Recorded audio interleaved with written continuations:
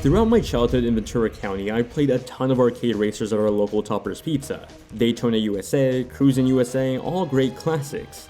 Now as an adult, they're a rarity with racing simulators like Forza and Gran Turismo taking the spotlight. Dangerous Driving, on the other hand, is looking to change that.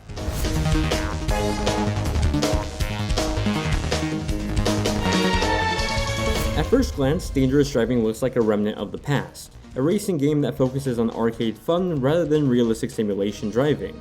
It's more akin to arcade racers you'd find at the arcade or the local family pizza place, and that's no coincidence. It's being developed by Three Fields Entertainment, a small 7-person team consisting of developers that helped develop the original Burnout series. That's the foundation for Dangerous Driving, essentially a small indie game trying to recapture the magic of the Burnout series without the Burnout development size or funding. It's an incredibly ambitious title that's an evolution of Three Fields Entertainment's previous projects that acted as vertical slices of the Burnout series. However, Dangerous Driving is better at encapsulating multiple entries of the series, almost like a greatest hits list. Now, how well of a spiritual successor is it though? Well, with the reality of the developer's situation in check, it's an admirable attempt but not one without flaws. What Dangerous Driving does well is try to incorporate as many of the entertaining game modes from the Burnout series into one. The face-off mode from Burnout 1, cop chases in Burnout 2, and road rages in Burnout 3 are all here. They all function similar to their original counterparts, and there's no doubt that if you grew up playing the Burnout series in the early 2000s, this is going to scratch that itch. What is different is the foundation for the gameplay. This is being built on Unreal Engine, and as you could imagine, it feels different from Criterion's Render Wave engine. Drifting for one feels a bit more slippery to me. It was something I had to get used to. Boosting and steering, on the other hand, feels fantastic. There was no shortage of moments where I just completely boosted through a track to take down an enemy AI, making sharp turns and trying to avoid the oncoming traffic. It was classic arcade fun. Boosting down the highway in a sedan at 200 miles per hour, it truly brought me back to a time where racing games just encouraged driving terribly, but still driving well enough to destroy the competition and survive until the very end. That's also where Dangerous Driving introduces some new features that add a bit of welcome strategy to the races. If you take down an enemy driver in the first lap, their vehicle remains will stay on the track the whole race. That introduces these moments where you're in first place on the third lap, and as you're about to win, you end up running into a car at the edge of the track that you took down previously. It really keeps you on your toes and makes races a more interesting experience that isn't just boosting as much as you can. However, that's actually a thing here too. Heatwave mode, for example, is one of the crazier modes where if you use up all your boost in one go, it'll refill.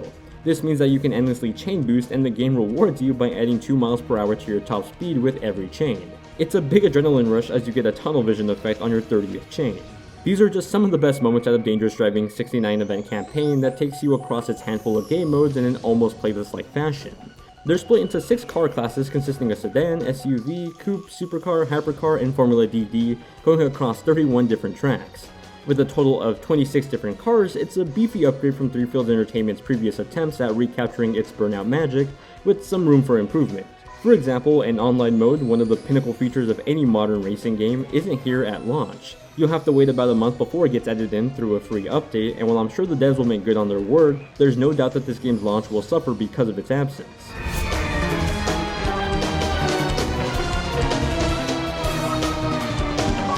Now I'm just going to be straightforward here, Dangerous Driving looks pretty dated.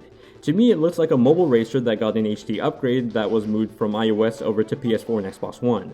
Sure, in comparison to something like Burnout Paradise Remastered, things like the skybox and the lighting design stand out ahead of the more funded competition. However, it also lacks the polish you'd expect out of a modern racer. There's a handful of pop-in moments during a race, sometimes the slowdown crash segments look completely cartoony to me, and some of the tracks lack, well, a sense of life. They're pretty, but lack the whole lived-in sense that something like the Burnout series gave off. The UI design sticks out most to me as something that doesn't really seem like could take a lot of resources to design, yet here it's incredibly simple.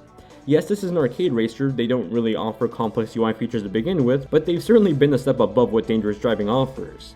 Of course, this is a smaller team with much less funding behind the project, it's a fact that I've noted, but not something that's going to skew my opinion of things. For my own reviews, I treat every developer on an even playing ground. I don't think less of devs just because their size is smaller or just because they're indie. I compare them equally across the board. As far as performance goes, on PS4 Pro and Xbox One X, Dangerous Driving targets 4K 60, and for the most part, it does keep it locked or at least fairly close to that mark. On base consoles, that's dropped down to 1080p 30. For PC, you'll have to buy the game on the Epic Store, and while that's not skewing my own personal opinion on the game, I know some PC gamers aren't too happy with the platform, so I thought I should mention it.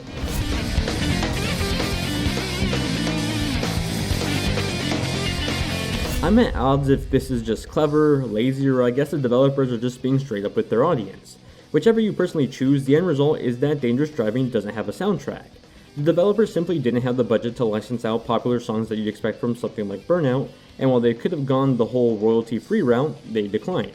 Instead, they added Spotify integration, allowing you to sign in if you're a premium member and play your own music, even suggesting their own playlist of licensed music that they would have used if they could afford it. It's a smart workaround for sure, but if you're not a premium member of Spotify, you're sort of just left with the sound of your car's engine.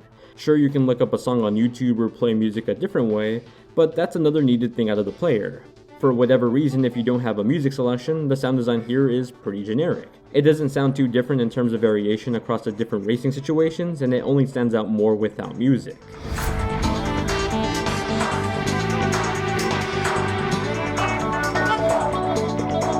Dangerous Driving isn't so much an evolution of arcade racers, but more of a revisit to the genre to see if interest is still there. While a remaster of Burnout 3 doesn't currently exist, this is the closest thing you'll get to it right now, scratching that itch for a new Burnout that Burnout Paradise Remastered probably flared up. There is certainly room for improvement on the genre, and I think this game does a decent job at introducing some new ideas to it, with some room for polishing. It's a game that I think, like its predecessors, will scratch the arcade racer itch, but can also lead to a better iteration on the formula if it ends up finding a niche success. Hopefully by the time the online mode launches, it reinvigorates that spark that many of us grew up playing with.